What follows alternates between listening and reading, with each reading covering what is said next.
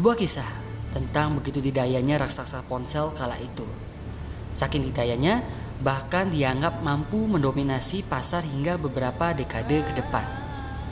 Namun tampaknya ekspektasi itu kian kabur. Hingga klimaksnya pun terjadi. Seakan kelabu senja bersemayam di kantor pusat Nokia di kota Helsinki, Finlandia kala itu.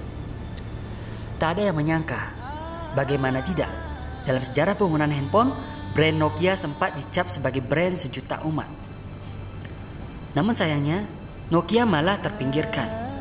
Di mana hari-hari itu, kita bisa menyaksikan drama robohnya kedikdayaan Nokia dalam panggung industri ponsel global. Di banyak negara, pangsa pasar Nokia jatuh bertumbangan. Dan fakta pahitnya, dalam 3 tahun saja setelah itu, saham Nokia anjlok hingga 80%. Yang jelas, ini sama saja dengan kehancuran.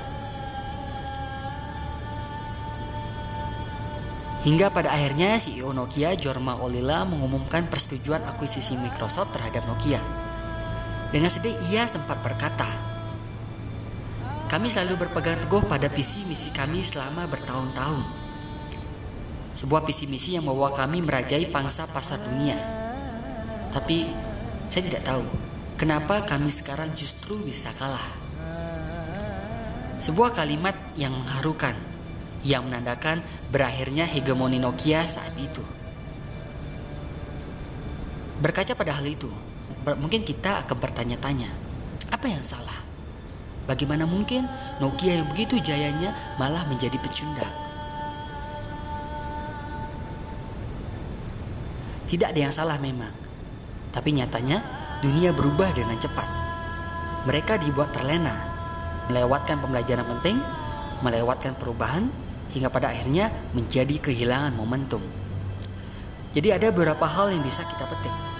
Pertama, mempertahankan kedikdayaan itu tidaklah mudah, sehingga tak peduli sehebat apapun perusahaan tersebut, jika terus saja terlena akan hal itu, maka bersiap-siaplah akan digantikan. Kemudian yang kedua, Nokia bergerak terlalu lambat. Kompetisi perangkat mobile sebenarnya sudah panas sejak tahun 2007, di mana ketika Apple merilis iPhone pertamanya. Namun Nokia masih saja nyaman dan acuh dan terlalu percaya dengan Symbian-nya hingga 2011. Namun ketika pesaing lainnya bermunculan, semuanya sudah terlambat. Nokia seakan gagap dalam meminang Microsoft yang masih prematur dalam dunia mobile kala itu. Sahabatku, hal yang terjadi pada Nokia bisa saja terjadi pada kita. Kita kadang terlalu takut untuk berubah. Kita bahkan enggan untuk belajar hal baru lantaran merasa tidak ada gunanya untuk hidup ke depan. Kita juga bahkan sering jumawa dan kerap lupa diri ketika berada di puncak. Seolah-olah serasa akan berada di puncak untuk selama-lamanya.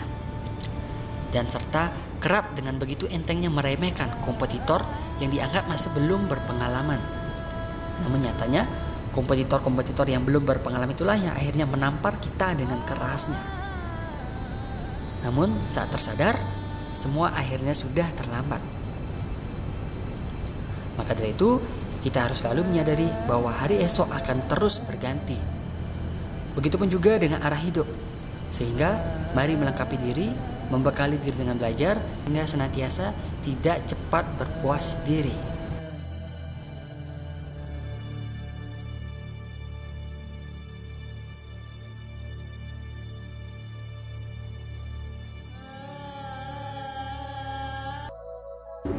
Video tips membentuk kebiasaan baru dalam 5 hari kali ini kita akan membongkar salah satu teknik yang teramat sangat powerful.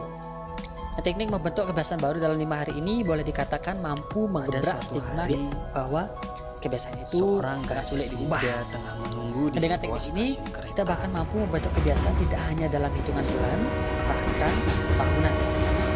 Tetapi cukup hanya dengan 5 hari saja, kebiasaan apapun yang Anda inginkan pasti akan terbentuk.